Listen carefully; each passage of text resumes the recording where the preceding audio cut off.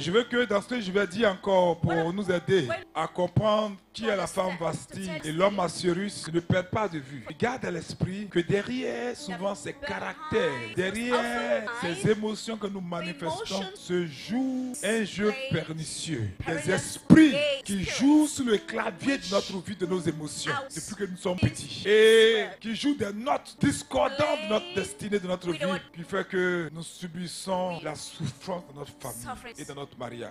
Parce que, qu'est-ce que ces esprits-là ont réussi à faire? Les esprits de famille ne commencent pas à opérer pour te changer en Vasti quand tu arrives au mariage. Non. C'est souvent ce qui manque à beaucoup de chrétiens. Ils ne savent pas qu'avant même qu'ils ne naissent, comme dit David, Dieu dit je te connaissais. Et dit à David, je t'ai tissé dans le sein de ta maman. Ils ne savent pas que les esprits de famille qui connaissent comment Dieu a fait l'homme et qui savent que l'enfant dans le sein de sa mère est tributaire des sentiments, des émotions, que c'est ça qui permet de former l'âme. N'oubliez pas que la théologie des églises dit que l'âme est formée quand le spermatozoïde et l'ovule rentrent en contact. Quand il y a fécondation, il y a une étincelle qu'on appelle l'âme. Or, l'âme est le siège de nos émotions, de nos sentiments, de notre volonté. Mais à cet instant-là, si nous sommes nourris parce que la mère mange physiquement, nous sommes aussi nourris par tout ce qui influence, a influencé ou influencera notre maman. C'est pourquoi les Africains qui ont saisi cette réalité utilisent un symbole très fort pour contrôler leur progéniture, qu'on appelle le cordon ombilical. Quand vous voyez à la naissance comment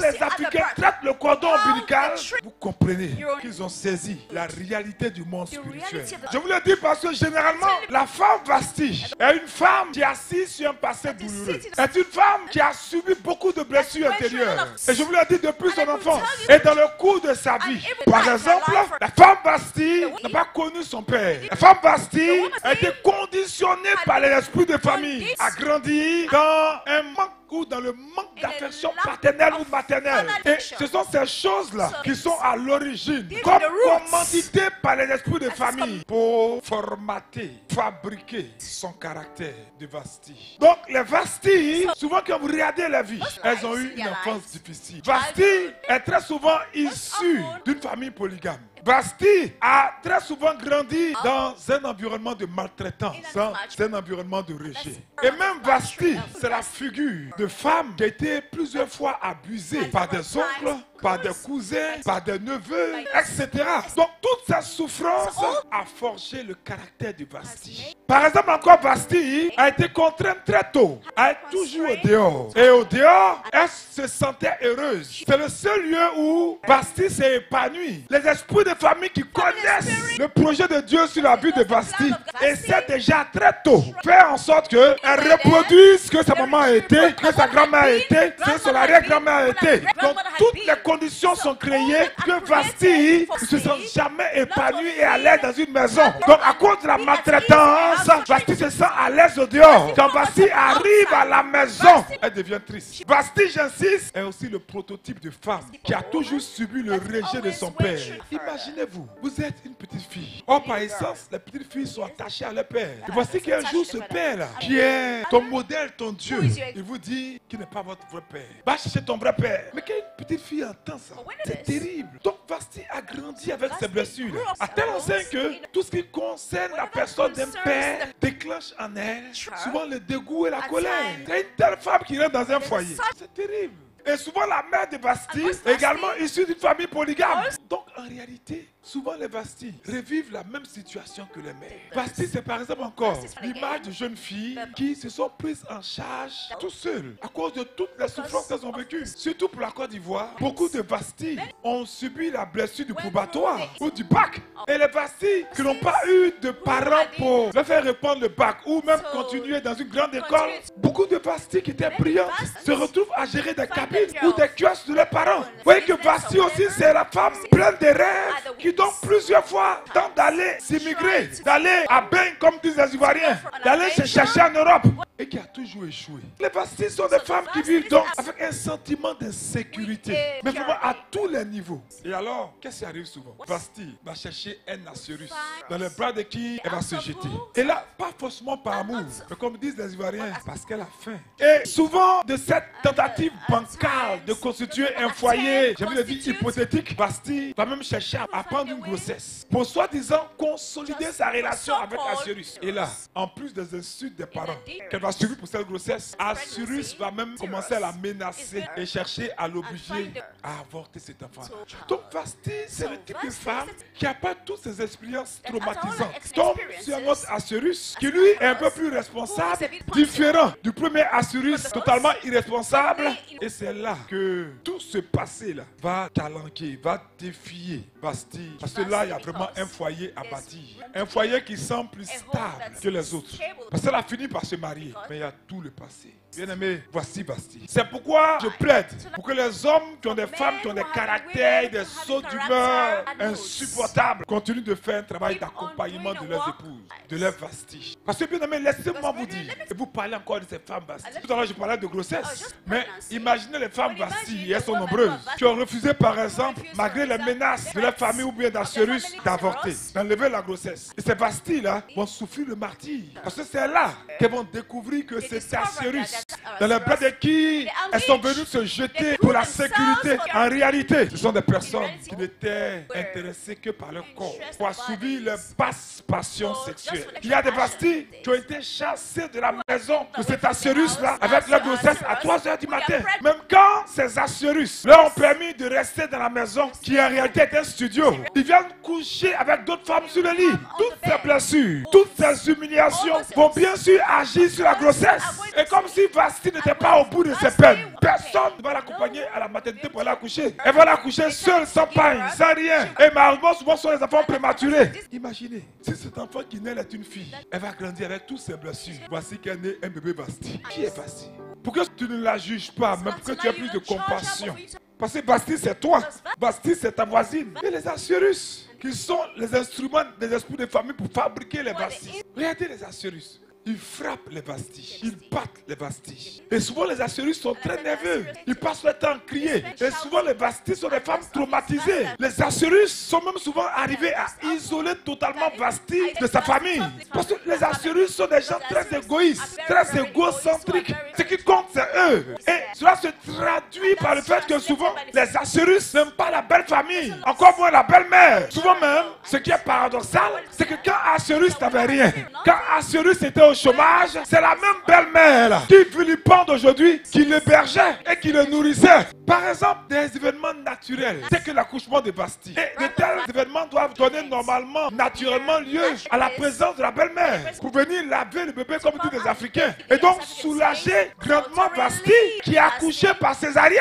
Mais Assyrus peut trouver que les 1 mois seulement que la belle-mère a fait dans la maison, elle a trop duré. Ce sont les Assyrus qui n'attendent pas que la femme revienne des couches pour aller coucher avec elle, même avec la plaie de césarienne. Assyrus Mouzoué, il a force pour coucher avec elle. Et tenez-vous bien, Assyrus est sans gêne. Je vous explique. Quand par exemple Assyrus demande à Vasti de dire à sa mère de partir, si elle ne le fait pas, mais Assyrus est tellement mal élevé qu'il peut lui-même se lever et s'adresser à la belle-mère. C'est-à-dire la femme, la mère de son épouse, pour lui dire de quitter la maison. Et même quand la famille de Vasti et ses amis, les amis de Vasti, viennent rendre visite à Vasti qui a accouché, ou même pour d'autres visites familiales, Assyrus ne se sent pas obligé de sortir de la chambre. C'est Vasti seul qui les reçoit. Et elle est obligée de dire non, il dort, il ne se sent pas bien. Assyrus Mouzoué, ces Assyrus là, ils sont toujours à l'église, même des conseils paroissiaux. C'est seulement quand Assyrus a des blocages ou des attaques, c'est là qu'ils se tournent vers Vasti pour le soutenir en prière. Dès que ça va un peu,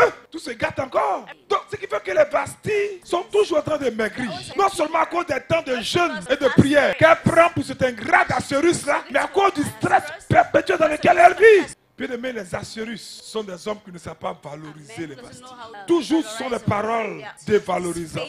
Le jour où Vasti prépare que la nourriture est bonne, il mange bien, sans même dire merci. Mais quand il n'aime pas la nourriture pour laquelle il a donné petit argent, il commence à l'insulter. Tu ne sais pas préparer, ta nourriture est nulle. Assyrus Mouzoué, Assyrus, c'est ce type d'homme qui n'écoute jamais les femmes Vasti.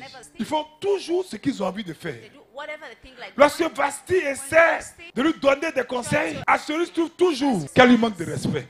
Le plus difficile, c'est souvent les rapports sexuels. Parce que les Assyrus sont très souvent exigeants. Les Assyrus sont capables de faire l'amour tous les jours. Et dans mes enquêtes sur les Assyrus, j'ai détecté une race très rare d'Assyrus. Ça, c'est la plus mauvaise. C'est ce que j'appelle les Assyrus rancuniers. Eux, ils trouvent que c'est toujours eux qui vont vers les Vastiges. Ces Assyrus rancuniers, là, ils vont toujours menacer de ne plus toucher les femmes. Elle ne vient pas vers elles. Mais ça crée des histoires parce que Assyrus devient nerveux.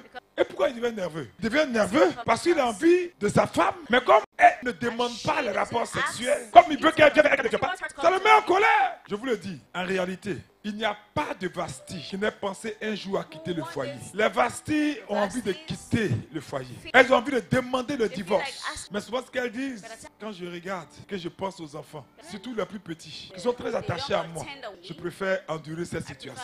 Oui, Vasti commence même à développer des maladies, colopathie et autres. Parce que les Assyrus sont souvent des dictateurs. Les Assyrus ne savent pas donner la place que la femme mérite à la femme. Les Assyrus n'ont aucune considération. C'est-à-dire l'atmosphère que Assyrus a créée à la maison. Fait que quand Assyrus garde sa voiture, tout le monde se cherche dans la maison. Les enfants courent. Quand vous rentrez dans une maison avec Assyrus, que vous êtes son ami, la maison est calme. Chacun s'est cherché. Mais une maison où il n'y a pas d'Assyrus, les enfants crient papa. Mais quand Assyrus rentre, qui a allumé la télé? Qui a allumé la lumière? Les Assyrus font que la femme ne peut même pas parler. Elle n'a même pas le droit de parler. Elle n'a même pas le droit de donner son point de vue. C'est un couple, il n'y a pas d'humour, pas de joie, pas de détente. Quand il y a un chant qui passe à la télé, elle se lève pour danser. C'est quoi ça? Tout est strict dans la maison. Tout est carré. C'est-à-dire qu'on se retrouve dans une relation comme un employé et son employeur. Comme un esclave et son maître. Donc la femme Vasti, qui était mariée pleine de joie et de sourire, vous le voyez, après un an de mariage, elle a des gestes robotisés. Assyrus l'a vacciné. Il a changé. Et même que la femme a une opportunité d'être bien vue par un autre homme. Ou même d'avoir un travail. Ou qu'on commence à la complimenter. Non, tu ne travailles pas. N'écoutez pas les Assyrus. Allez chercher votre travail. S'il veut, il n'est qu'à vous laisser. Parce que les facteurs du mariage, c'est que tu dois t'épanouir. Et les Vastis peuvent atteindre le niveau suprême. Le niveau où elle ne parle plus. Elle ne dit plus rien. Elle ne se plaigne plus. C'est-à-dire tu rentres tard, tu es toujours absent. Elle ne parle pas. C'est que Vasti est déjà rentré. Le caractère Vasti est déjà venu. Quand elle commence à t'écrire maintenant, au lieu de te parler, c'est que Vasti est déjà rentré. Quand maintenant c'est par mail qu'elle parle avec toi ou par WhatsApp, c'est que Vasti est déjà rentré. Tu couches avec elle au tu la touches pas au c'est que l'esprit Vasti est déjà rentré. Maintenant, Vasti devient à l'aise quand tu la boudes. Pour manger ou pas manger. C'est-à-dire, Vasti est déjà là au moins à 50%. Ce qui aussi caractérise les Vasti, c'est que dans tout ce que je viens de dire, les Vasti ne se reprochent absolument rien. Ils ont toujours raison aussi. Mais ce que je te dis qu'il y a une autre possibilité qui s'offre à toi. C'est de devenir Esther. Et cela est possible avec la grâce de Dieu. Parce que Esther et Vasti sont les deux faces d'une même réalité. Mariées au même Assyrus. Parce que je peux comprendre que l'étape Vasti, je dois le comprendre aussi avec moi, est une étape d'immaturité. C'est une étape de croissance. Mais quand même, après un certain temps, avec toutes les épreuves qui vous arrivent, avec toutes les épreuves que vous affrontez, il y a la foi en Christ. Il y a la parole de Dieu qui est là. Il y a la prière. Donc, sous le regard de votre foi en Dieu et votre persévérance, la mutation, la métamorphose de Vasti à Esther devrait se faire. Si tu restes toujours à l'étape de Vasti, c'est que tu es un démon. Et c'est très souvent les femmes qui ont l'esprit de sorcellerie qui viennent de leur mère ou de leur grand-mère. Tu dois faire la mutation. Parce qu'une Vasti qui ne devient pas une Esther, c'est qu'elle est contrôlée par l'esprit de famille. Et si il n'y a pas une véritable délivrance, soit son mari va mourir après, soit un des enfants va mourir, soit elle-même peut-être va mourir après. Vous comprenez pourquoi en Afrique? Parce qu'ils ont la révélation. Quand une femme a des enfants et que tous commencent à mourir, on dit c'est elle qui est sorcière. Parce qu'on sait que le système familial africain, surtout sur les Akans, est fait en sorte que la femme ne soit pas heureuse et épanouie. Donc elle développe les racines amères. Et quand les racines grandissent, là donne des fruits. Ce sont des fruits de sorcellerie. C'est pourquoi Paul dit, si vous êtes en colère, ne péchez point. Que la nuit ne se couche pas sur votre colère. Si tu n'es pas capable de te faire aider avec la grâce de Dieu pour faire ta mutation de Vasti à Esther, je te le dis brutalement. Si tu n'es pas capable de faire ta mue, sois courageuse. Et puis divorce si tu n'es pas capable avec la grâce de Dieu qui est surabondante. Parce que la loi est venue par Moïse. Mais la grâce et la vérité sont venues par Jésus. Si on parlait de Vasti à Esther, tu Tu pourrais dire que ta situation est une situation personnelle. Personne d'autre ne peut dépasser ça. Mais il y a Esther qui a dépassé ça. Qui est arrivé à incliner le cœur d'Assyrus dans des conditions plus difficiles. Il s'agissait de la mort, de l'extermination. Donc il faut être courageuse. Parce que peuple de Dieu, il faut arrêter les enfantillages. Il faut arrêter les amusements. Il faut arrêter d'être une gamine. Le mariage, c'est pour les femmes matures, pas pour les capricieuses. Et tu entends les Basti dire dans les conversations avec les camarades, ou même avec les pères spirituels. Moi, ça fait 3 mois que je dors dans la chambre des enfants. Tant que c'est pas résolu ce problème-là, je me touche pas ma chair. Même mon joupou même ne va pas voir. Vous pouvez entendre également les Basti dire, moi depuis 2 mois, il ne me touche pas. Je ne fais plus rien dans la maison. Même préparer, même je ne fais pas. Mais quand il y a sa maîtresse, elle me dit, il fait à manger. C'est possible. Il faut divorcer. Il faut partir. Quand on est femme, on essuie ses larmes. Et puis on continue le combat. On ne veut pas dire qu'Esther a pleuré. On veut t'annoncer qu'on va vous tuer, vous tous. Toi et toute ta famille. Elle a pleuré. Je ne fais plus à manger. C'est comme ça qu'elle va s'y parler. Moi, mes 5 francs maintenant ne rentrent pas dans ce foyer-là. Parce que c'est quand je mets l'argent là qui porte son argent pour aller sortir les maîtresses. Ça, ce sont les femmes les anciennes. Tu as une copine, mais pas une femme mariée. Voici, si tu veux partir, il faut partir. Mais si tu restes dans la maison, commence à apprendre à te comporter en Esther. C'est-à-dire, commence à te comporter en femme digne. En femme consciente et consciencieuse, en femme responsable et mature. Arrête d'exposer ton foyer partout. Arrête surtout aussi de polluer tes enfants avec tes problèmes de couple. Si tu restes dans la maison, pas fait de dormir à terre, ou bien d'aller te coucher sur le bord du bois de lit. On a une orpheline avec tes 2 mains dans tes jambes. Reste sur le lit et assume tes obligations conjugales. Pierre donne la révélation pour changer de Vasti à Esther. Il dit, femmes, soyez soumises à vos maris. La soumission est une arme que les Esther utilisent, pas la rébellion. Parce que la rébellion est le caractère de Satan. Voici le texte pour t'aider à faire ta mutation. Femmes, soyez soumises à vos maris, afin que si quelques-uns n'obéissent point à la parole, ils soient gagnés sans parole par la conduite de leurs femmes. Envoyez votre manière de vivre chaste et réservée, pas d'aller tomber amoureuse du prêtre. Ayez non seul parure extérieure qui consiste seulement à des cheveux tressés, à des ornements d'or ou à des habits qu'on porte, mais ayez plutôt la parure intérieure cachée dans le cœur, la pureté incorruptible d'un esprit doux. Donc après la soumission, c'est un esprit doux. Après la soumission, c'est une femme calme. Après la soumission, c'est une femme douce, paisible. C'est ça que tu monnaies dans le monde spirituel. C'est pourquoi il dit c'est un grand prix devant Dieu. Quand tu prends ça, malgré la misère d'Assyrus, te présente toujours sur le trône de Dieu. Seigneur, regarde ma soumission, regarde mon obéissance, regarde mon amour, regarde Seigneur, change-le. Ainsi était le bouclier de cette femme qui espérait en Dieu, soumise à leur mari. Autrement dit, espérer en Dieu, c'est être soumise à son mari. Comme Sarah, qui obéissait à Abraham, elle appelait mon Seigneur. C'est d'elle dont vous êtes devenus les filles. Mais beaucoup de Bastis sont les filles de la sirène des eaux. Quand ils trompent, elle aussi sort pour tromper. Quand elle sort pas pour tromper, tu les vois à l'église, mais elle pêche en pensée adultère. Le maître a dit, si tu regardes la femme de quelqu'un, tu as commis déjà l'adultère avec la personne. Donc il y a beaucoup d'adultère. Et beaucoup de femmes mettent leur foyer sous la malédiction. Beaucoup d'hommes mettent leur foyer sous la malédiction. Il y a des blocages financiers. Il y a des maladies. Rien n'avance. Les Assyrus aussi. Montrez avant tout de la sagesse dans vos rapports avec vos femmes, comme avec un sexe plus faible. Honorez-les. Honorez votre femme. Parce qu'elles doivent hériter avec vous de la grâce. Parce que si vous ne les honorez pas, votre prière sera bloquée. Vous n'aurez plus d'argent. Donc, passer de Vasti à Esther, c'est d'arrêter les enfantillages. Il y a une maturité qui te faut atteindre. Par la prière, par le jeûne. Parce que écoutez-moi bien, la crise fait partie intégrante et inhérente de la vie. Il n'y a pas d'organisme vivant sur la terre qui dans sa croissance n'est pas confronté à la crise. Tout ce qui croit et qui meurt passe toujours par une crise. Donc dans la croissance de ton mariage aussi, il y aura des crises. Et ces crises-là viennent à toi comme des examens de passage, des épreuves à valider, des échelles à monter pour aller au niveau suivant, au niveau de maturité que j'appelle le niveau Esther. Femme Vasti, sache que les crises faites ou arrivent dans le foyer pour être réglées. Tu ne peux pas dire que parce qu'il y a un problème dans ton foyer, tu vas arrêter ton épouse. Mais tu as des obligations en tant que femme mariée. Tu as des devoirs. La seule chose qui me fait à ces devoirs-là, c'est pas le problème, c'est le divorce. Si tu es tout fâché, va divorcer. Mais tu restes dans la maison, tu vois leur visage s'installer comme il faut un concours de bouderie. Les enfants disent, maman, il y a quoi? Il n'y a rien. Papa, il y a quoi? Il n'y a rien.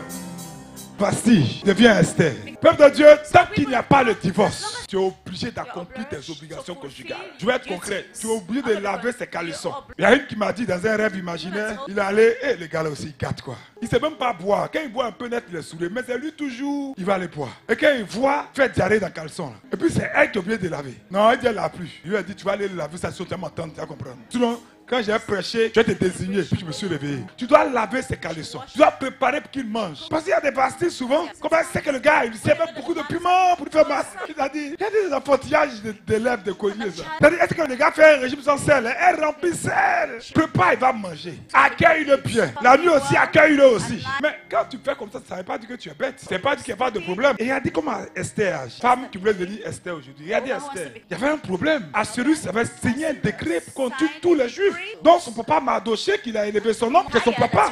Et tous ses frères et sœurs. Qu'est-ce que Esther va faire? Elle va convier Assyrus à un dîner. C'est-à-dire quoi qu'elle n'était pas contente de la décision qu'Assyrus avait prise sous l'influence d'Aman. Mais dis-moi, si tu romps la communication, comment tu veux régler le problème? Il y a des couples dans la maison, ils ont des attitudes bizarres. Ils se parlent par personne interposée. La femme dit à la fille, va dire à ton papa de mettre sur la table l'argent du gaz avant de partir. La fille revient. Papa, parce que pour les enfants, ça les amuse. Tu vois que c'est un nouveau jeu. Papa, maman dit de mettre sur la table l'argent du gaz. Pas de maman. Il y a 10 000 francs que je lui ai donné hier. Pour le carburant de là-bas, tu pourrais vous déposer. Elle te met 5 000. Les 5 000 qui restent là, qu'elle paye le gaz avec. Regardez-moi ces enfantillages. Regardez-moi des gens qui ont 30 ans, 40 ans, on est des plaisantins. Si tu veux devenir Esther, prie, jeûne, fais preuve d'humilité et de compromis. C'est pas de compromission, c'est du compromis. Et après, comme je dis, assieds-toi pour discuter avec lui. C'est important. Mais il y a des choses surréelles à bien ici. Dans les rêves que j'ai souvent, dans mes extases notamment, il y a des femmes qui couchent ensemble avec leur mari. Mais ils n'arrivent pas à avoir un temps pour communiquer, pour régler leurs problèmes. Ce sont des êtres hybrides. Ils couchent ensemble. C'est-à-dire le moment le plus intime où vous êtes une seule chair, là, matérialisée par l'accouplement. Et vous ne pouvez pas vous asseoir ensemble pour régler votre problème.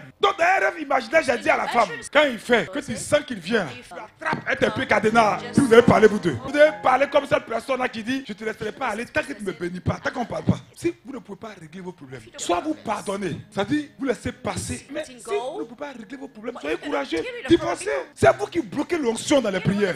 Devenir Esther est un processus. Il faut travailler sur son caractère et aussi sur le caractère de l'autre. Et ça prend du temps. Les histoires que vous voyez dans la télénovelas, là, ça c'est pas la réalité. Hein? Ça prend du temps pour comprendre l'autre, pour s'adapter à l'autre. Ça prend du temps. Mon épouse et moi, ça fait 21 ans, on est ensemble. On a fait Super 2 ensemble, on a grandi ensemble. Mais ça prend du temps. J'ai prévu de parler de la dimension spirituelle, notamment des liens de famille qui combattent. Et ces liens de famille, là, vous pensez que c'est un homme qui va apparaître devant vous avec des cornes? Oui, je suis le lien de famille. Non, ces esprits de famille là combattent au travers de nos caractères et de nos émotions, nos mariages. Quand tu es marié, et puis malgré tes efforts, c'est comme si les choses s'empirent. C'est comme si l'homme et la femme ne comprennent rien. C'est-à-dire que tout le monde intervient. Par exemple, dans un rêve imaginaire, il y a un qui dit à sa femme, moi, je t'aime, mais faute de femme.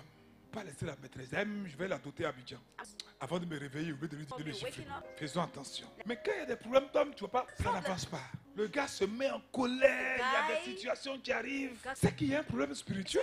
C'est qu'il y a un esprit de famille qu'on appelle Aman. Parce que rappelez-vous, c'est Aman qui, caché dans l'ombre, de façon sournoise, inspirait les mauvaises décisions au roi Assyrus pour éliminer la famille d'Esther.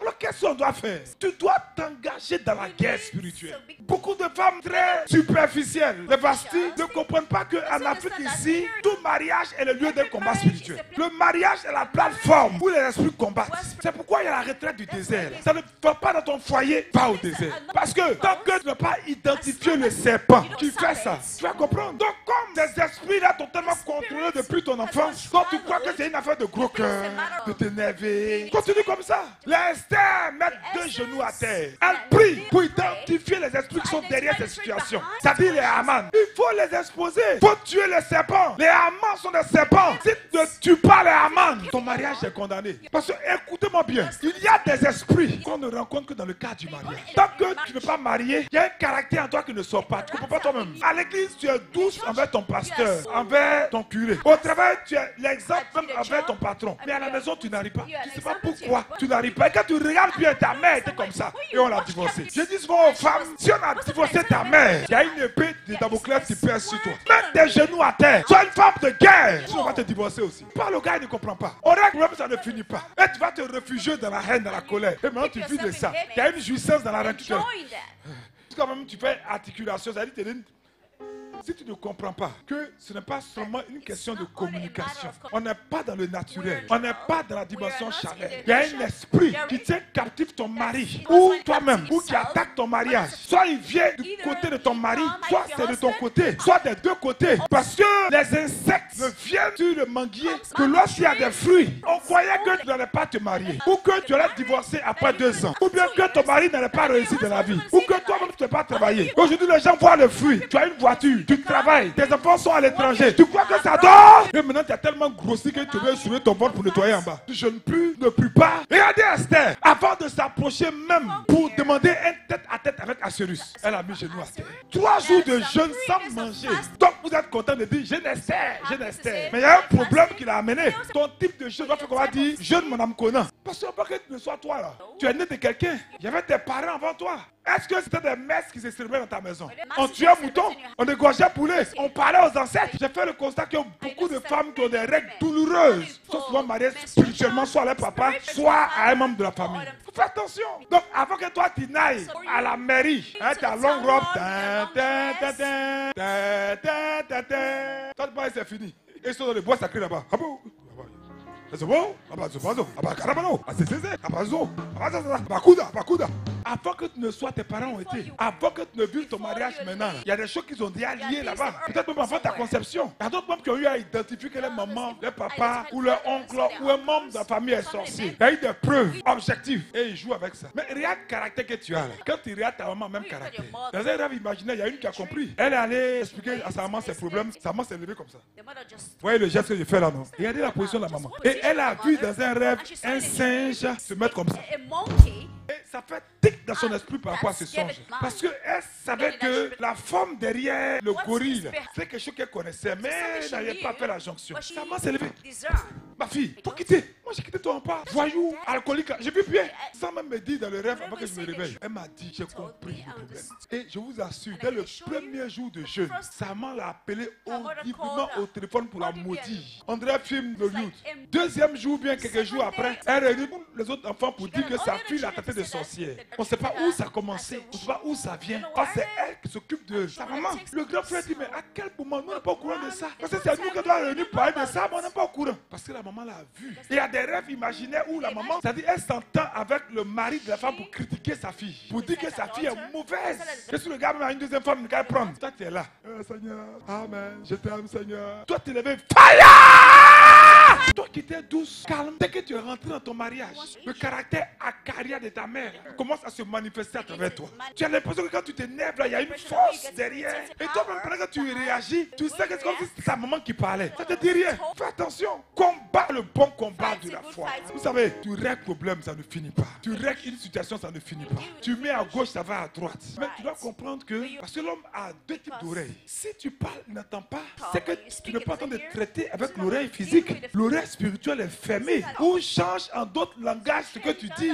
Et ça, beaucoup de femmes ne perçoivent pas ça. Tout ce que tu dis l'énerve. Tout ce que tu dis, il n'interprète ça autrement. Mais il y a quelqu'un qui attend de charger l'oreille spirituelle. Et tu es là, tu es toujours dans le naturel. Si alors que tu es couché à côté de lui, il ne te regarde plus. Tu te sapes même, tu portes des nuisettes, des cœurs partout sur les seins, à gauche, sur les fesses, il ne regarde pas ça. Tu n'es pas en train de traiter avec les yeux physiques. Les yeux spirituels sont attaqués. Et toi, tu es là en train de planifier, en train de bavarder, en train de prendre le nom du monsieur pour te promener. Non, lève-toi et commence la guerre. Comme il n'y a pas l'obéissance et la soumission. Parce que quand vous venez à l'église, vous êtes doux avec papa, hein? Et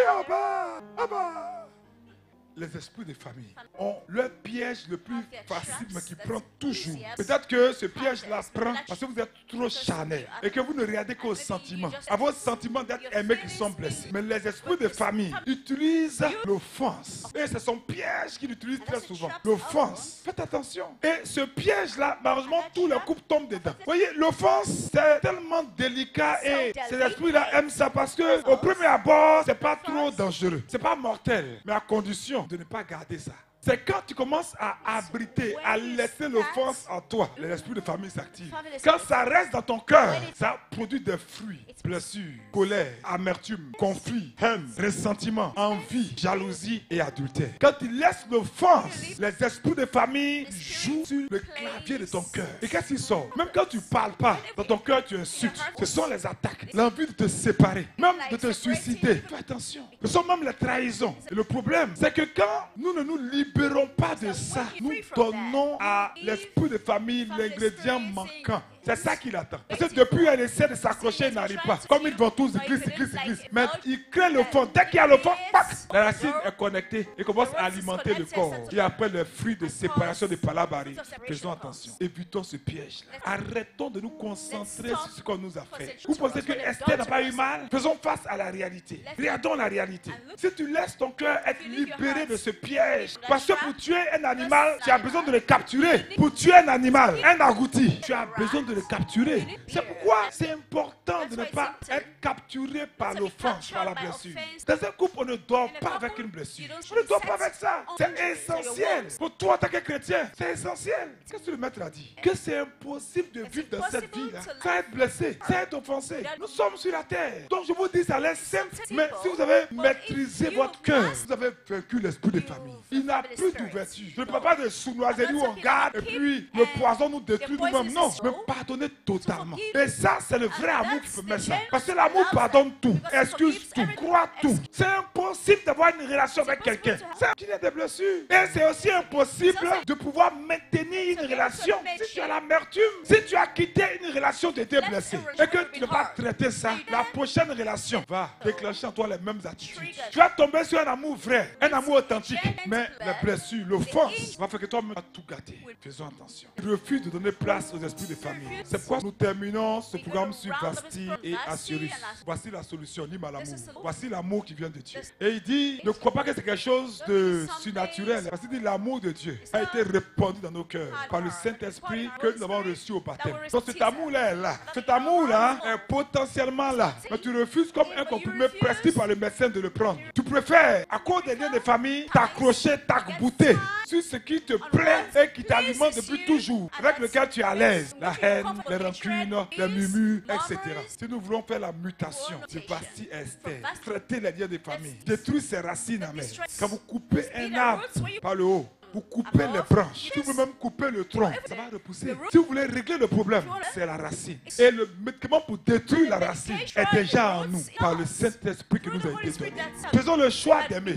Dis avec moi, l'amour est patience. L'amour est plein de bonté. L'amour n'est point envieux. L'amour ne se vante pas. L'amour ne sent point d'orgueil. L'amour ne fait rien de malhonnête. L'amour ne cherche point son intérêt. L'amour ne s'irrite point. Il ne soupçonne pas le mal. L'amour ne se réjouit point de l'injustice, mais il se réjouit de la vérité. L'amour excuse tout, croit tout, espère tout, supporte tout. L'amour ne périt jamais. Voici, et je répète, ne crois pas que c'est quelque chose de théorique.